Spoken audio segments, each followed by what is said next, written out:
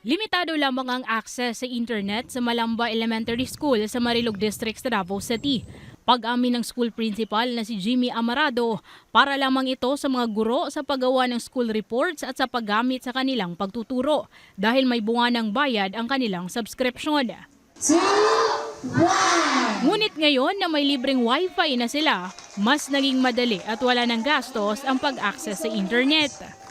Ma-improve po ng mga teacher yung kanilang mga teaching strategies, makapagbibigay po sila ng mga bago para sa bata, which is yung mga bata natin ngayon very inclined to media, no? So different forms of media. So visual learning, mas mapa-improve ng mga teacher dahil sa access ng internet at saka yung access to information as well po. Malaki rin ang pasasalamat ng isang magulang na si Alpha Len dahil hindi na niya kailangang gumasto sa piso wifi para sa research ng kanyang anak dahil mayroon ng libreng internet. Gayunpaman, tiniyak niyang patuloy pa rin niyang babantayan ang paggamit ng cellphone ng kanyang anak. Malaking tulong din yan kasi anytime pwedeng magamit. So anytime pwede rin pong mag-explore yung mga bata dun sa kung ano yung dapat pa nilang i-explore bilang mga mag-aaral po. Pero syempre po, as parent po, may limitasyon din po yun.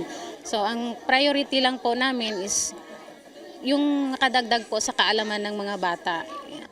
Ang Free Wi-Fi for All program ay alinsunod ng Republic Act No. 10929 ng Free Internet Access for Public Places Act na kung saan prioridad ang malalayong lugar sa bansa na mas mailapit ang digital connectivity upang mas mapakinabangan ang serbisyo ng gobyerno lalo na ng mga kabataan. Batay sa datos ng DICT, may 503 sites ang nakatakdang lagyan ng internet sa Davao Region sa ilalim ng nasabing programa. Katuwang ang Department of Education, DepEd, at patuloy pa itong palalawakin.